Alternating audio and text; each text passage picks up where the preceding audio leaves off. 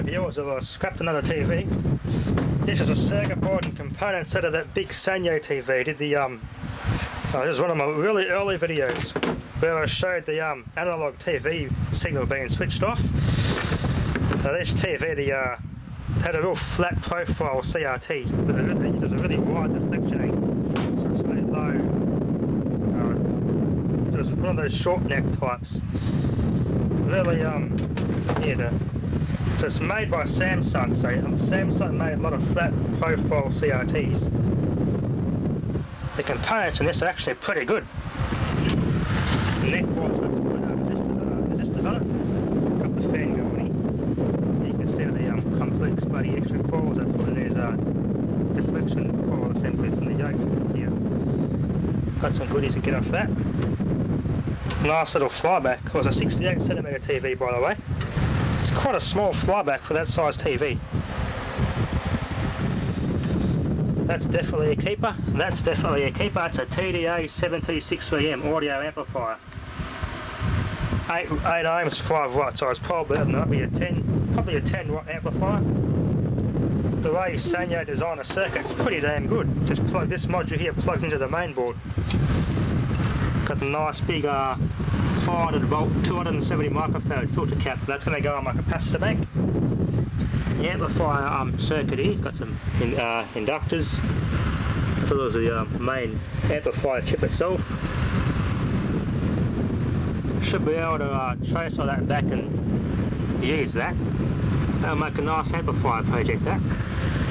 So I'll take this board here off to the side and we can start and got a nice iron core transformer too. So rectifier diodes, big resistor, nice power switch and a fuse. Alright, let's start getting the goodies off this board. Nice big diodes on here, some service switches. They're used to align the TV and make audio adjustments of the yoke and all that. Same with this one. Yeah, all for servicing, so. Alright, let's start salvaging some goodies off this board. Okay, viewers, this is a genuine Sanyo flyback. Unfortunately, whilst I was trying to remove it from the board, the wire snapped off from that pin. I'm going to have to carefully resolder it because a pin came out, so I have to dig those wires out and resolder it. Got these stupid clips I use on the PCB and it's hard to get off. The heat gun method does work to a point, but these clips grabbing the heat goes through these pins and it weakens the plastic and the pins come out. But I'll repair that and this will be another flyback added to my collection. Just by the skin of its teeth, it's soldered. That one has been saved. So I've got a few more goodies to take off this. So there's a fair bit to go. Then a capacitor. Everything from capacitors to inductors. So I keep all those little transistors. Alright, let's keep salvaging. Then I can move on to this audio amp and I'll Google the part number and trace the pin numbers back and see if I can wire that thing up as a standalone amplifier. Okay, these are sort of big passives. Literally, capacitors are always handy to have, especially the Rubicons. And this TV, the CRT wasn't very good and it wasn't very bright. It never had much contrast. I did try a little redneck revival trick by slightly overdriving the heaters. So I put slightly too much voltage to them to try and cook the filaments a bit. See if I could breathe a bit more life into the CRT, but that didn't help. I've made some adjustments. I got the focus and colour pretty good in it, but there's also some static, like noise, coming through the speakers. Whenever I put a video signal in, whether it be TV or AV, so it just wasn't very good. I think Sanyo, the CRT technology, just the old wooden box TVs in the 80s, they had focus problems. I always kept going through focus potentiometers. And there's later models like this one here. I got this board out of. This was from the, I think it was from 1994. Yeah, the CRT was made by Samsung, even though it was a Sanyo CRT. And yeah, it was very low quality. for the amount of hours it did and how old it was, the picture should have been a lot better than that. So either way, I still got some goodies out of it.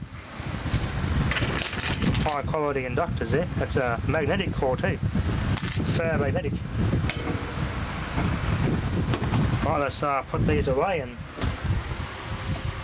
move on to this amplifier. I was going to plug the power into it and just run it like that as it is, but I'll cut it around it and neaten it up and run it off a separate power supply. Half the fun. Okay, well, someone asked how the hell do you know what to plug in and how the hell to use these chips. Well, basically what you do, you Google that part number, and the manufacturer has a layout telling you what each pin does. So I just drew this bottom of the chip with the pins, as well as a name, and start from the top down, write what each one does.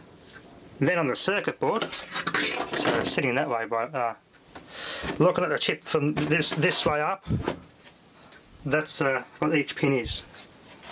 So you track each one down, which pin goes to where, which one's your inputs and outputs and your power, and you trace them back, and they go through a couple of components. So you cut around those components. So it might go through a capacitor or something, so you trace them back to, might go through a resistor or something, so you leave some these in the circuit as per the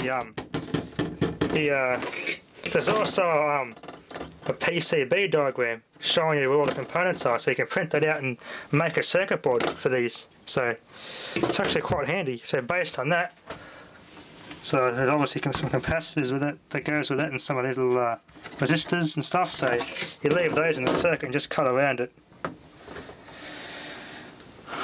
So pin 6, 1, 2, 3, 4, 5, 6. This one's got 12 volts, positive 12 volt DC going to it.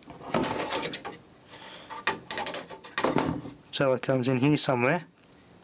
So I'll probably cut it about here, cut the board there and put my power in there on that capacitor. And that goes into pin 6, and that's 12 volt from the power supply. It's quite easy, so I'll make a mark with a texter once I've verified all the traces as I did there, and cut the good part out. And that's a right speaker and that's a left speaker, but I'm going to just solder new wires to the pins of the outputs of this chip. Anyway, that'll be enough for now. That'll be in the next video. Thanks for watching.